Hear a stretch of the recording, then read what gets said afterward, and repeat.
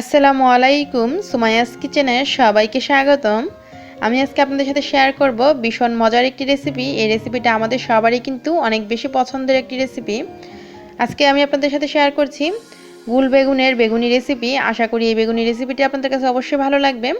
আর নিশ্চয়ই বেগুনিগুলো দেখে বুঝতে পারছেন কতটা সুন্দর হয়েছে। আমার রেসিপিটি দেখে যদি আপনারাও বানান, আপনাদের বেগুনিগুলো ঠিক এরকম ফুলকো বেগুনি হবে।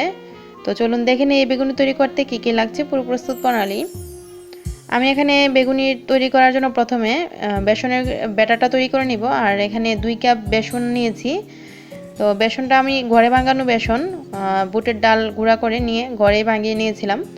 তারপর নিয়েছি এখানে 1 চা চামচ হলুদ গুঁড়া, 1 চা চামচ মরিচ গুঁড়া, 1 চা চামচ ধনিয়া গুঁড়া। তারপর দিয়ে দেব স্বাদ অনুযায়ী লবণ, 1 চা চামচ রসুন বাটা, 1 চা চামচ আদা বাটা। আর এই রসুন বাটা আদা বাটা দিলে কিন্তু বেগুনি কিংবা যে কোনো চপই এই খেতে বেশি মজার হয়। তো আপনারা পছন্দ না হলে নাও দিতে পারেন। সবগুলো দেওয়ার পর হাত দিয়ে আমি ভালোভাবে মাখিয়ে নিচ্ছি আর অল্প অল্প করে পানি দিয়ে ব্যাটারটা তৈরি করে নিচ্ছি। অল্প অল্প পানি দিয়ে ব্যাটারটা তৈরি করবেন, একবারে বেশি করে পানি দিয়ে ব্যাটারটা তৈরি করতে যাবেন না, তাহলে কিন্তু পাতলা হয়ে যাবে। তো আমি অল্প অল্প করে পানি দিয়ে বেসনটা তৈরি করে নিচ্ছি। এই যে দেখুন আমার এই বেসনটা কিন্তু তৈরি হয়ে গিয়েছে। বেসনের ঘনত্বটা ঠিক এইরকম হবে, এর চেয়ে বেশি ঘনও হবে না, আবার এর চেয়ে বেশি পাতলাও হবে না। আর অবশ্যই ভালোভাবে বেসনটা ফেটে নিতে হবে যাতে কোনো ধরনের লাম্পস না থাকে। আর এখানে আমি নিয়েছি গোল বেগুন কেটে নিয়েছি। এই যে এরকম পাতলা পাতলা করে এই টুকরোগুলো করেছি। একদম বেশি পাতলা করে টুকরো করতে হবে না, আবার বেশি ভারী করেও না, এরকম টুকরোগুলো করবেন।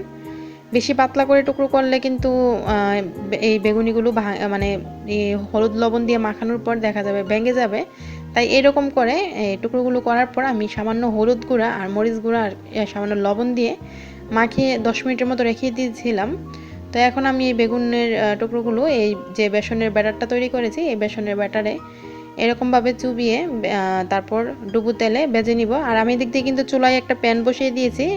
ডুবো তেলের ভাজার মতো এরকম পরিমাণে তেল দিয়ে তেলটা গরম করে নিয়েছি। আর তারপর তেলটা মোটামুটি গরম হওয়ার পর চুলার আঁচটা আমি মিডিয়াম আঁচে করে দিয়েছি। আর একদম বেশি কড়া গরম করে কিন্তু তেলে এই বেগুনিগুলো দিতে যাবে না, তাহলে দেওয়া মাত্রই বেগুনিগুলো লাল হয়ে যাবে কিন্তু ভিতর দিয়ে সিদ্ধ হবে না। তো চুলার আঁচটা মিডিয়াম আঁচে রেখে আমি এই বেগুনের টুকরোগুলো এই ব্যাটারে চুবিয়ে তারপর দিয়ে দিচ্ছি। তো এখন আমি প্রায় 2 মিনিট পর বেগুনিগুলো উল্টিয়ে দিচ্ছি, যেহেতু মিডিয়াম আঁচে প্রথমে দেওয়ার পর আবার কিছুক্ষণ পর একটু আঁচটা আমি কমিয়ে দিয়েছিলাম মিডিয়াম লো আছে।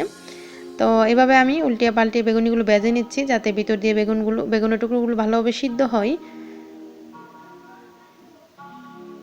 একটু ধৈর্য সহকারে সময় নিয়ে ভাজতে হবে।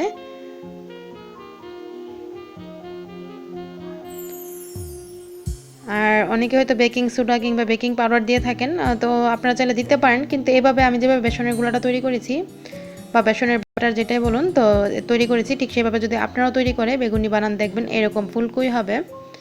তারপর বাকি যে বেগুনের টুকরোগুলো সেই টুকরোগুলো আমি ঠিক একইভাবে এই বেসনে চুবিয়ে তারপর এই ডুবো তেলে দিয়ে দিব। আর চুলার আঁচটা কিন্তু প্রথম অবস্থায় মিডিয়াম আঁচে থাকবে, তারপর মিডিয়াম আঁচ থেকে আমি কমিয়ে দিব আর উল্টিয়ে পাল্টিয়ে বেগুনিগুলো ভেজে নিব।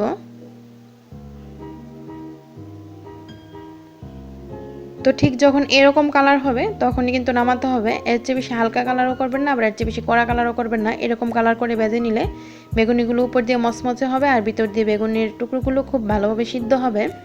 সবগুলো বেগুনি আমি এভাবে ভেজে নিয়েছি আর একটা প্লেটে তুলে নিয়েছি। তো ভালোভাবে তেলটা ছেঁকে আমি কিন্তু টিস্যুর উপরে রেখেছিলাম। তো এখন কিন্তু আর এই বেগুনিগুলোতে এক্সট্রা কোনো তেল নাই। আর বেগুনিগুলো কত সুন্দর হয়েছে নিশ্চয়ই দেখেই বুঝতে পারছেন। আর এই বেগুনিগুলো কিন্তু খেতে ভীষণ মজার হয়েছে। এখন যেহেতু শীতের সিজন, আর শীতের সিজনে কিন্তু এখন গুল যে বেগুনগুলো পাওয়া যায় সেই বেগুনগুলো দিয়ে কিন্তু আপনারা এই বেগুনিগুলো তৈরি করে নিতে পারেন।